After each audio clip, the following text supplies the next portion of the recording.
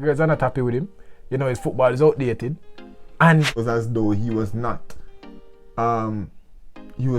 capable of handling professionals, which he was not, because he had never in his life been put in a position to handle professionals.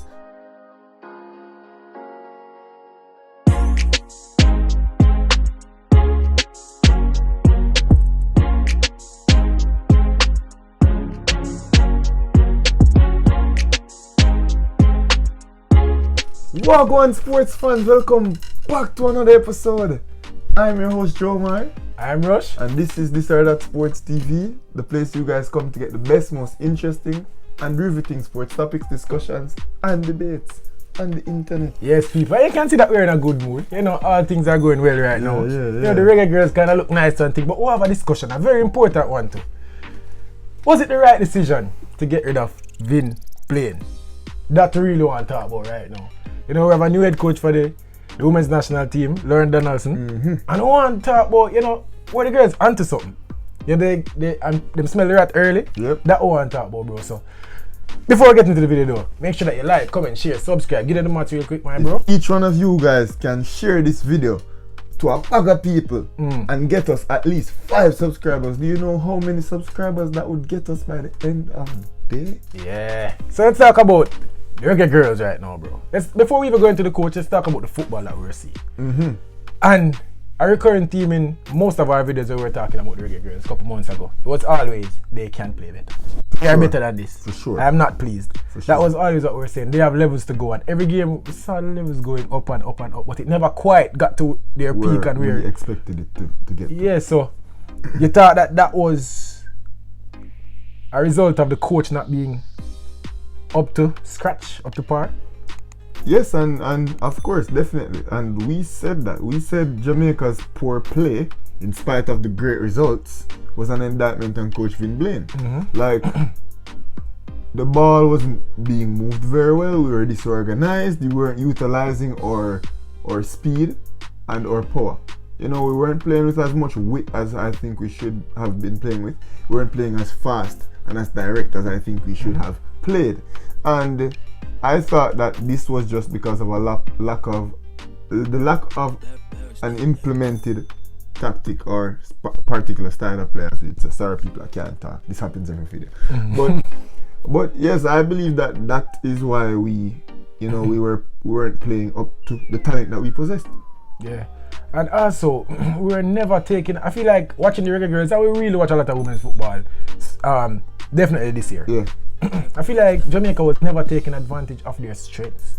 No, even with the men, we're always bigger, faster, stronger. But we never seem to try to take advantage of that. They will always seem slow and lethargic on the field, and then because we are better than them, we're going to score 6 goals. They get me, I say it's never good football. And one thing that we did say is that if we continue to play like how we're playing in the qualifying stages, if we play like that versus Mexico, we're losing. Yep. We are lose yesterday. We are lose 4-0 against Mexico the other day. Guaranteed. And I can tell you for a fact that the girls felt the same way. And let's use that to transition to the coach, Coach Blaine. The girls asked for him to be removed. On the field, some people said the results didn't call for a removal of the coach. Some people were not. Some people say that. I would disagree. But they called for his head. He's now gone, and the girls are playing better football. Was it the right decision, or is the answer so obvious? Yeah, as in, I don't think the answer is was it the right decision, because I think that's a rhetorical question. You know, the question to be asked is the replacement the right option? Right? I think that's the question to ask, because most of us, I would say, the vast majority of us would not have had any prior knowledge about this coach, you know. Obviously, This or That Sports TV went and did some research, you know, went into his background a little bit to see how qualified he is and how decorated he is as a head coach. However, not very many of us would have known what he had to offer, especially in such a short period of time. How he would be able to galvanize a group of girls coming from all over the world, putting them together on one team, and then playing in a three top level teams, Mexico, USA, and Haiti, 3 very good teams. So that was what had me unnerved a bit. You know, that made me uneasy. But was Blaine supposed to be sacked? Easy decision. That's not the question to be asked. I must say, there were whispers coming out. And we can't give with this side of Sports TV viewers. You know, a little bit of exclusive. There were some news coming out of the camp way before it broke that the girls wanted Vin Blaine out. Yeah. You know, we heard through some bird, as Oral Tracy would have said, the bird of them come and them say, yo. We have our birds too. Yeah, don't get it twisted, people. We have contacts, not sure that they are, you know. Yeah, it seeped out to the side at Sports TV. We didn't report it, but it seeped out that, yo, the girls are not happy with him. You know, his football is outdated. And so we weren't surprised when it came out. Not only his football, bro, his coaching methods. Yeah. You know, the way how he interacted with the ladies, it was as though he was not capable of handling professionals, which he was not, because he had never in his life been put in a position to handle professionals. And we also see it with such men, as they would say, you know, their inability to handle the professionals or treat the players as professional footballers who literally, it's their job. They're not kids, they're not amateurs, they are footballers, and as such they expect a certain level of professionalism. Yeah. So not only was his, or this is what we're hearing, not only was his on the field subpar, but the way he handled it and his professionalism or lack thereof was also subpar. For sure, bro. Some of the things you can't repeat because we don't really want to get into the nitty-gritty of it, but when you talk about match day squads, when you talk about plans for the day, when it just seemed like I could almost tell that it was coming if I really thought about it long enough. Yeah. So we weren't surprised. And this guy, Lauren Donaldson, let's go into it, bro. Give them a little bit of background. And you see, let's talk about it a little bit. Alright, so as I said, not going too much in that, you know, he played university, you know, for a couple of years at Metro State Roadrunners, and then he went on to play.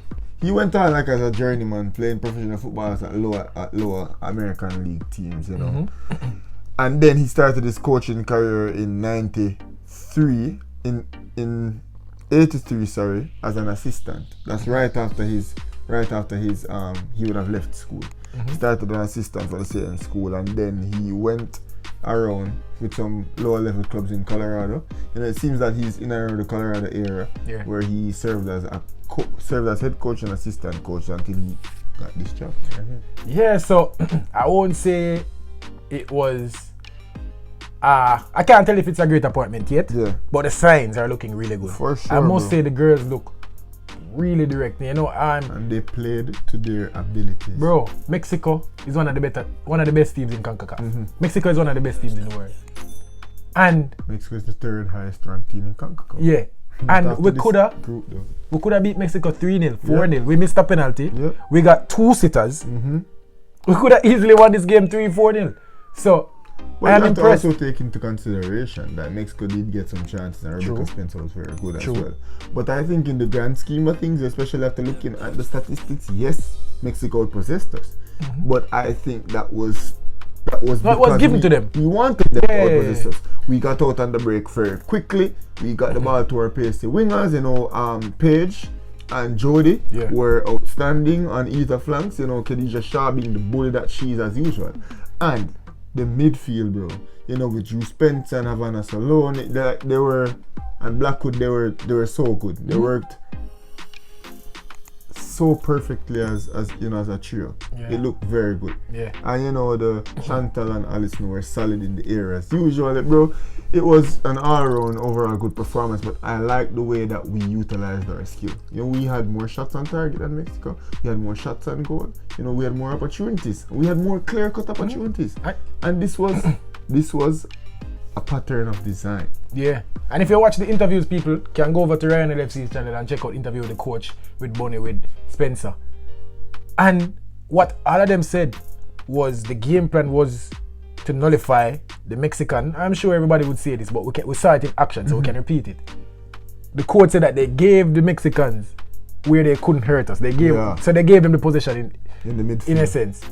But we nullified whatever they presented that was dangerous to us, and we took advantage of their weaknesses. It was clear. It was clear, bro. And I said we could have beaten Mexico 3 or 4 goals. Bro, and this is what I always say, you know. Good football is not always having 60% of position or not playing 400 passes. So when people say, oh, the Reggae boys need to say, oh, make more passes or whatever. I don't necessarily agree with that. Yes, controlling the ball game is important. However, I think exploiting your strengths and exploiting the opponent's weakness is more important than simply just out-possessing a team. Yeah, and we are massive football fans, watching football for over 10 years at this point, knowing what we're talking about. So, football is becoming so much more of a tactical game. Yeah, it's no more yes, it's still physical, but it's no more of a bully thing. You know, we saw an era of tiki-taka. It's no more sort of a tiki-taka. It's what you do when you have the ball, for how long you have the ball. Yeah. So if you see teams where Liverpool never try to keep the ball for 70% of the game. Yeah. But when they do have that ball, they're going to score 3 goals on you. And that is where football is going. So I'm happy that I see that the Reggae girls are really playing some modern football and taking advantage of the opportunity. Yeah, bro. So all in all, I must say, this looks like a good appointment, but I'm not going to count it as yet. Let's watch and see. But it is obvious. I think not sacking Vin Blaine, but I think Vin Blaine stepping down and getting rid of Vin Blaine was the right decision. I think the girls, they were onto something. Yeah, and as I said, as I mentioned previously, great player, technically, tactically. Technically, the girls are already sound. We knew this. Tactically, he looks like he knows what he's doing. The jury's still out, but I'm excited to see what next, bro. And in oncoming videos, people will be analyzing the Mexican game even more and speaking about what's to come. Here we go. But for now, people, make sure to like, comment, share, subscribe. One more time, the match. So I forgive you the match. If each one of you guys can get us 5 subscribers, you know how many subscribers I'll get us by the end of the day, people? Yeah. But for now, people, this was Inside That Sports TV. We're out.